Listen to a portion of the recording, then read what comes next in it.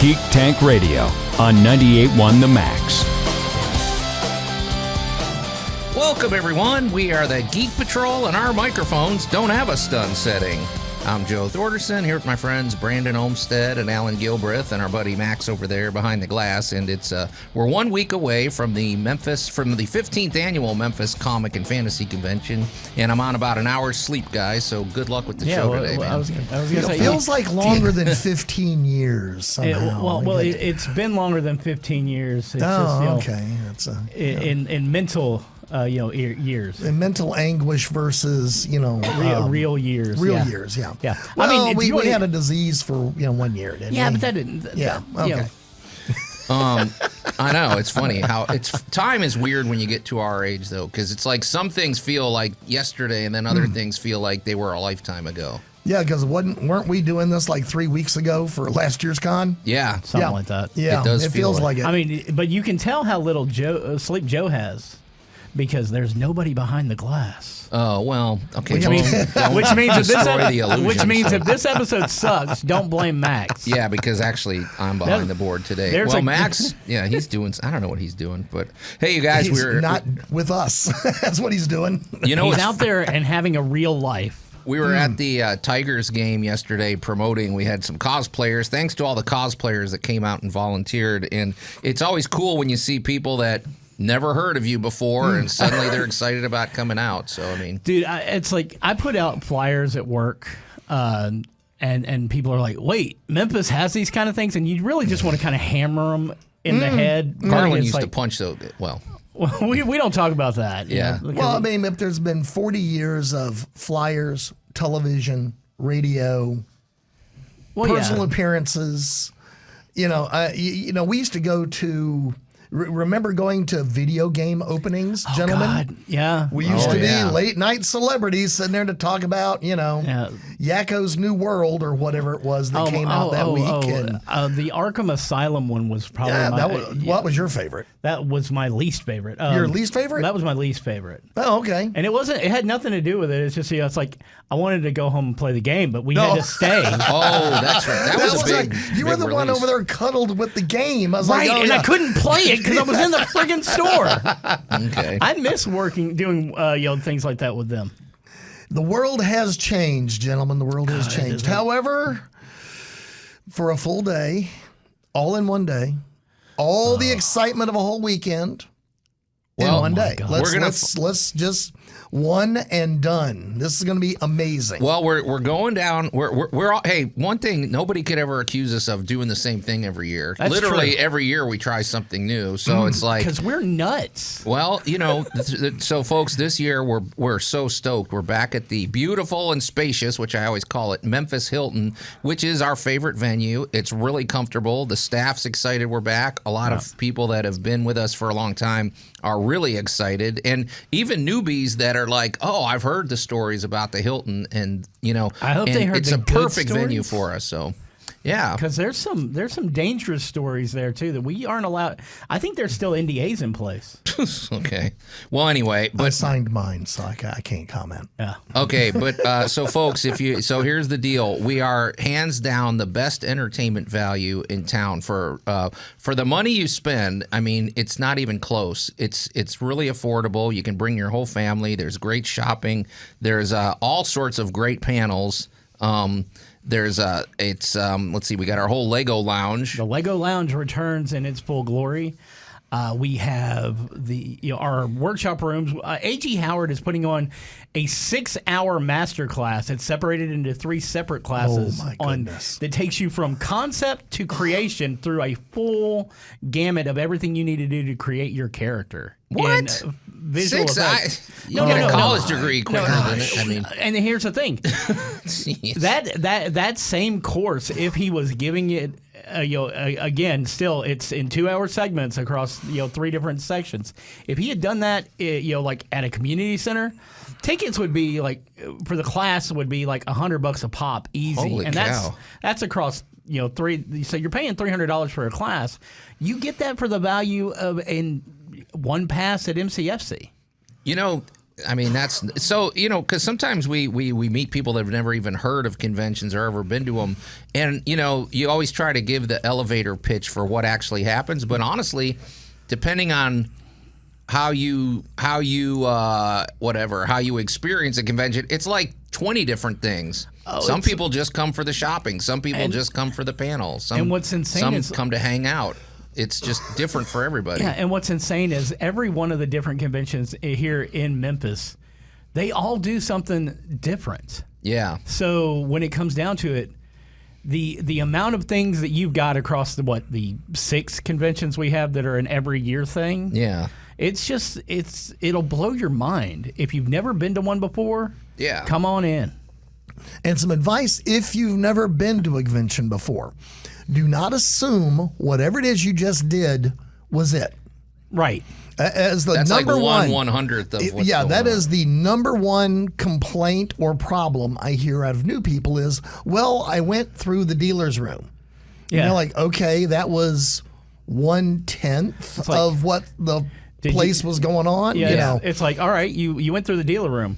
Did you go over to the Lego Lounge and build a derby car for the racetrack? Yeah. And did you check out a talk or a panel or something to get involved in? Right. Did you show up for the a new one for us, an intro to ballroom dancing? Oh, Yeah. That's no partner awesome. necessary. They are awesome. teaching you how to do it as a solo dancer. Are you a theater person that wants a full-on one-woman operetta performed? It's called yeah. Through the Looking Glass. It's going to be at 3 o'clock. We're going to get all the theater geeks there. And honestly, I've It's gonna be looked great. this up. The tickets for that in a smaller venue were more expensive than what we've got here because it's free with your MCFC pass. For the whole convention. It's pretty awesome, folks. We're not kidding. That's one of the reasons we've been around for a while, because we make sure the fans have a good experience. We make sure the vendors and people have a great time, and that's why they come back year after year. So get your tickets now. You can go to MemphisCFC.com to learn more, or if you want to just go directly to the ticket purchase, go to 901TIX.com. All right, guys, we're going to take a quick break, and we'll be right back. You're listening to Geek Tank Radio on 98.1 The Max. The Geek Patrol is back. I like being bad. It makes me happy. Okay. And welcome back to Geek Tank Radio, everybody. I'm Joe Thorderson here with my friends Brandon Olmsted and Allan Gilbreth and our buddy Max over there behind the glass. Just keep the illusion going. It's a cutout, Joe. It doesn't even have his actual face on it. And we're a week away. I get, for those of you that already bought your tickets and you're excited and you're like, okay, will you guys please shut up about the Memphis Comic and Fantasy Convention? Trust us, in 2 weeks you won't hear about it for months. Right. We'll just keep our mouths shut. But when we're down to the wire, I mean, that's kind of what we're going to do. It really is. So. And I mean, I have a few more points I want to make, not so much about MCFC in general, or in particular, but as you know, because we're going to talk about other things today too. Yeah, I want to talk about the geek community and how they come out for these shows for a minute. And you know, when you're trying to do the elevator pitch, you talk about the things that you can do, but we never really get a chance to talk as much about the community and how it comes together. And honestly, some of the most fun conversations I've ever had in my life were with random strangers at a convention. Now, sadly, it's usually while I'm being bombarded with questions while I'm at a promo table. Yeah. So I'm back and forth between the two. But, I mean, if you have ever wanted to sit down and just literally have the best debate on anything, comic-related, movie-related, whatever, there is going to be someone in there in that convention that you can usually tell it by their cosplay, that they will be able to give you a good conversation on why why you're either a Star Wars fan or a Star Trek fan. Yeah, because if you're like at Whataburger having lunch and you walked up to somebody and said, "Now, what would Captain Kirk's favorite beverage be, and why, and how does that work in a transporter situation?" You know, they'd probably look at you and throw something at you or walk away. You're gonna get hit with a napkin full of melty cheese. And then you do it here, and you have a 2-hour conversation about the particulars. You may about walk that. away with a new best friend or a friend of me. I mean, it's like it can go either way. Yeah. And honestly, some of the engaging cosplayers as well is probably one of the best things about a convention. Is asking someone things like, it's like, especially if you're not familiar with the character they're dressed as, because it gives someone a chance to tell you about a character that you may not know anything about. You may learn something completely new. You may find yourself hooked on a new anime just based on this guy who had a chainsaw coming out of his head. I remember that ABC and asking Savannah, what is that? Right. And she goes through it, and Chainsaw Man's great. Now, if you really want to start a conversation, just walk up and go, what did it take to make that? Oh, yeah. Oh, my goodness. Yeah. And just they'll bring tell you. popcorn and a beverage and sit down. And if you're into crafting or woodworking, it doesn't matter. You pick the discipline. It is involved in somebody's cosplay somewhere. Yeah, and I mean, it's like I don't normally harken back to last week's episode, but last week's episode we talked about the evolution of the Halloween costume. Oh, yeah. And how that relates to modern day, cosplay. I have seen people come into a convention with these full-on, fold-out angel wings, and then you come to find out they made them from their grandma's old curtains. Think how much trial and error that took to get the hinges right and everything. Right. So. I mean, it's just... And working lights. And what's sad is there's so many people who immediately look at things that, like from a convention and go, oh, that's kid stuff. Y'all need to grow up. You can bite me in the hidden places, okay? Because the work that some of these people put into their cosplays or their prop building or the games that they've set up to run or anything like that, they have put more effort and more creativity into that than you will find across like weeks upon weeks of your mundane job. Yeah. And it's just brilliant. Yep. And they, who cares? It's harmless fun. I mean, it's right. just, But what I always notice at the end of a convention, or just even during the day, is when you see somebody carrying something, you're like, wow, where did they get that? Like, it's something that was in amidst all the treasure in the vendor room. Like, wow, where did they get that antique Frankenstein head? Right. Bust or something? And what's really weird like is that we've watched these people set up all night long the night before so that their booths are prepped and ready that morning. And you're just like, I don't remember seeing that come in. Or the custom artwork, like they get themselves drawn as a superhero or an anime character or something. They're really proud of that, and that's one of a kind. That's literally a one of a kind gift. Yeah, and seriously, guys, that's one of the things I will always recommend.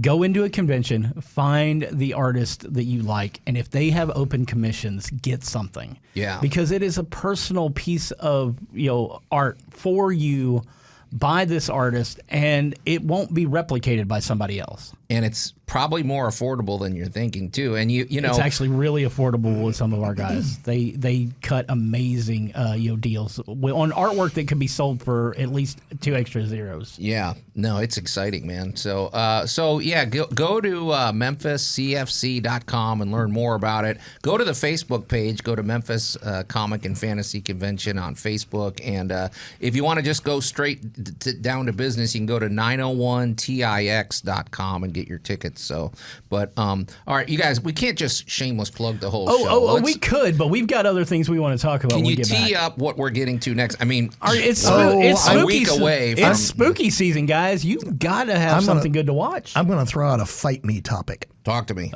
You're going to drop a fight me topic before the bottom of the hour, and you're expecting Joe's sleepy butt to remember it when we come back? That is kind of what I'm going to go for. I don't know why you do this to us, Alan. Because I can. Well, Remember my logo. I'm a villain. Okay, You fight are the me villain. about what? We're in Halloween season. We're in Halloween season. The fight me is going to be that Bette Midler is the queen of Halloween. You are such a dork. Okay. Hey, judged by movie plays, somebody tell me Bette Midler is not the queen of Halloween right now. Look. Are we talking that 80s movie? We're talking about Hocus Pocus and Hocus Pocus. Pocus 2. Isn't that 80s? And there's now a Hocus Pocus 3 in the works. Right. I mean, And I got judged nothing by- against Bette Midler.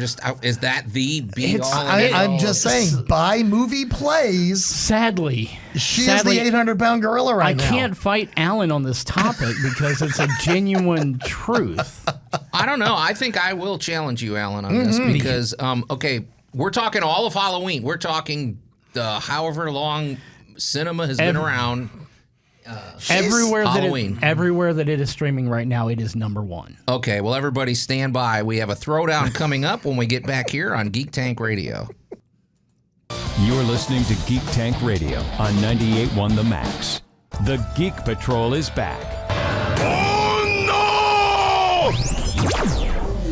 And welcome back to Geek Tank Radio, everybody. I'm Joe Thorderson, here with my friends Brandon Olmstead and Allan Gilbreth, and our buddy Max over there behind the glass. And Brandon, you're already raising your hand. What, can I at least... If you're just tuning in, we've been plugging away for the Memphis Comic and Fantasy Convention, because in fair game, we're a week away. You're going to hear about it. But it is spooky season.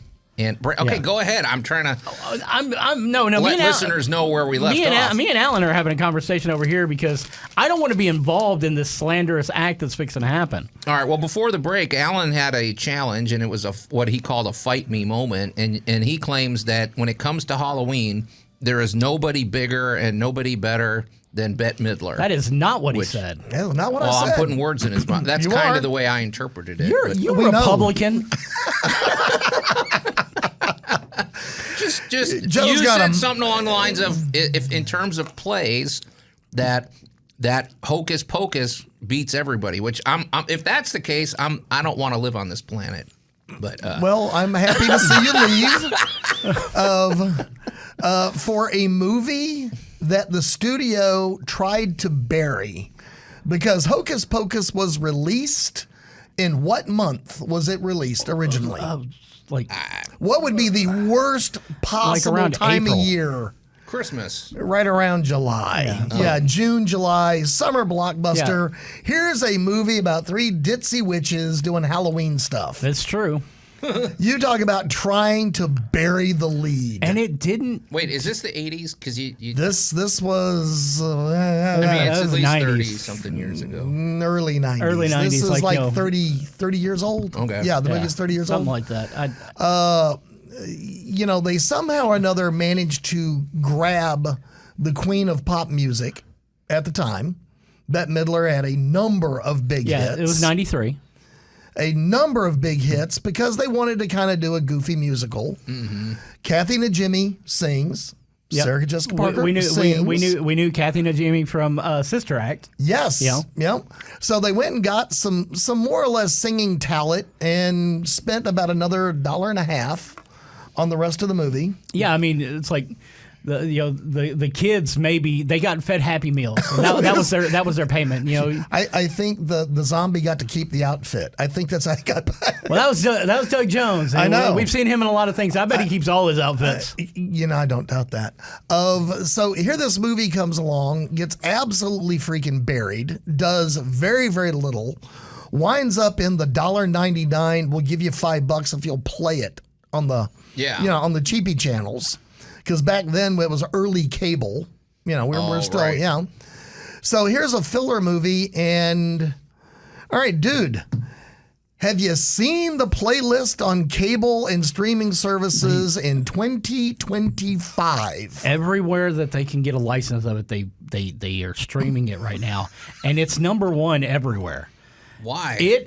Because what is it about this movie? I can't even remember anything about it. There's something about this movie that is inherently Halloween. It's you never really. I mean, yes, it takes place around Halloween. There's costumes, there's happiness, there's all that stuff. But there's something about it that just kind of captures the spirit of the season. And it's really weird because, you think about spooky season, you think about horror movies. You see, right. You think about John Carpenter's Halloween. You think about, Late Night with the Devil. Late Night with the Devil. It's still a new one, but we love that one. Fresh. It's going to be a classic one day. But here's the thing about it: it's like it captures everything from not only the spooky, but you also have the fun and frivolity of Halloween. I mean, you got kids actually trick or treating. You've got your little thug dudes who are stealing candy from people. Oh yeah. And it's just there's something about it that kind of like grabs on, and it's not a good movie in any shape, form, that's or what fashion. I'm trying to figure out why. Right, but it doesn't have to be. But here's the thing: cinematically great. Neither is Halloween Town, but it's another one that just right behind it, just like nails it. There's, it's like I never watched the Halloween Town movies when they came out. Right. But you go and you look at what's streaming, like right now in the top 10 on Disney, and boom, there it is. There it is. And next to things like Simpsons, Treehouse of Horror, and it's just there's something fun about it. And it isn't great, but we're still talking about the Great Pumpkin. Now It's like there's the Halloween movie to me. That's you can't beat the Great Pumpkin, honestly. I mean, and you can watch it with everybody. You're not wrong. Yeah. But there's something about these movies it's like you think about that comfort meal that you had as a child, which when you look at it nowadays, it's like it's in a can, it's on a shelf, it's like $2. It's got some guy's name on it you can't pronounce. Right. Right. And but something about those movies really kind of like, they just kind of latch on and even though they're not good and you don't want to watch it, but you come across it on TNT and you just leave it on there. Leave it. Hocus Pocus 2's doing the same thing. Yeah, and it's not any better. And it's like and you think about it, it is one of those movies that's like, all right, it's 20 years later. Is a sequel really going to work? Yes. And they do the one thing in the sequel that they should do in every sequel. They give you one fact that was left out of the original that makes it interesting. That's true. Because the sequel opens with, why is Winifred the way she is? Right. Okay. And boom, they nail it and they deliver. But you did say something earlier that made me think, because you're like, okay, this is a unapologetic Halloween movie. Right. Because even horror movies, you're not going to watch them with your kids. And also, that's not necessarily fun. I don't know. Except for you and, I know you and your wife like that stuff. My wife does not like horror movies at all. Oh, okay. But like Late Night with the Devil is, to me, that's kind of a fun movie. It really is. And it's not that horrifying, honestly. And the thing is, as much as it nails all the right spots and everything, it is another one of those movies that's unapologetically Halloween, because it harkens back to those days in my youth where everybody did a Halloween special, whether it be a show on TGIF or, it's like, hell, I think Morton Downey Jr. did a Halloween episode every year while he was on. And it's like, Phil Donahue and it's like these talk shows. Yeah. Well, I don't know.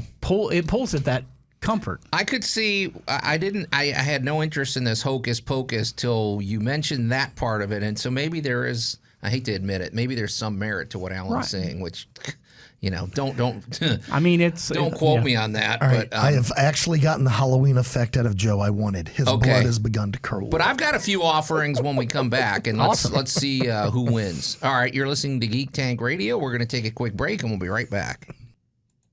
You're listening to Geek Tank Radio on 98.1 The Max. The Geek Patrol is back. Yeah! Oh, no! Okay. And welcome back to Geek Tank Radio, everybody. I'm Joe Thorderson here with my friends Brandon Olmsted and Allan Gilbreth and our buddy Max over there behind the glass. And it's Halloween season, and Allan said something which, he's purposely provocative. You say things that will trigger me, and then every now and again, after thinking it over, I'm like, well, he actually has a point. Maybe you could have phrased it differently or something, but but you submitted that Hocus Pocus with Bette Midler and whoever else is in there is the top Halloween movie. Wow. It shows how long I've seen that since I've seen that movie. It's like, dude, even the voice of the cat has been on TV for 20 years. But here's the thing: you were talking about, and then Brandon's the one that persuaded me, Allan, not you. He said this is an unapologetically Halloween, like you feel like it's Halloween. Yeah. So ambiance, not necessarily the best filmmaking, but it's fun. Okay, it's Halloween. We got to put it just like the ugly Christmas sweater that you wear. It's like it's the season. I got to put on. Yep. Okay. Well, from that point of view, but I still think the Great Pumpkin is the penultimate. That is the ultimate Halloween experience, in my opinion. It's only 25 minutes long. If you've done, unless you've sat out in a pumpkin patch, you can continue to believe that. But if you ever, as a child, snuck out to one and goes, "Where's the damn Great Pumpkin, Charlie Brown?" I never get tired of that show. I mean, no, but at the same time, it's in the same unapologetically vein. Halloween. Yeah. It just had the audacity to actually be released around Halloween. Hocus Pocus was in the summer. Okay, yeah. Why did they release it in the summer? Well, I That mean, makes- you basically you film a movie, and even if you don't have faith in it, you throw it out there. If it sinks, it sinks. If it swims, it swims. If it sinks, it's human and it dies. And if it swims, it's a witch, and you've got to kill it. But I thought back in the day they wanted their movies to succeed back then. I mean, this They wasn't did. like Well, that today was the thing where- is back in those days, if you had a movie and it didn't test well with focus groups, you still put it out there. You just didn't worry about saying, this is the big Halloween hit, because it's not going to get it. But you're going to get those weirdos who like Halloween who are going to go see it in July. If you look, most of the Halloween films in the franchise, the Michael Myers franchise, they come out in August. Really? That way, by Halloween, they're either airing on cable or we're in a video store. Well, that makes sense. It's like the double. Yeah, I remember that. It was Remember back then we had Blockbuster. Right. And the real money was in secondary sales, and That's the real right. money was in rentals. And that's the reason why Hocus Pocus actually started to make its money back, is because people who saw this little podunk poster in the middle of July, they bought that that VHS copy when they saw it at Blockbuster, or got it at Kmart. $29.99. I Yeah. remember. So do you overlook stuff because it's like, okay, you the house is all decorated. Maybe you're even having a Halloween party and it's on and you don't get all critical about what you're watching, I guess. So I'll tell you straight up, I've already created my Halloween playlist to be in the background after we're done setting up at for MCFC this year. I'm going to go home, late night with the Devils playing, and followed by the original John Carpenter's Halloween. okay. That Halloween, I was watching a video about that. That movie, they had no budget for that, right? Oh, for Halloween in 1978? No, they that was basically I think they could afford a bucket of chicken. they bought their masks for Michael out of a local hardware store. yeah. I mean, because back And in we all those know days, whose that's mask where it was. that's where the Halloween stuff was. They bought two different ones. They bought a clown mask and they bought a William Shatner mask, and they whitened out the Shatner mask in order to to create something that was shapeless. Does he get any credit for that? Like, I mean, on-screen credit? I mean, it's his mask. It's his mask. Shatner. It's never been a secret that that's a Shatner mask. Yeah, But even I knew that. he doesn't get any royalties from it. But Ruby's Halloween did. Huh.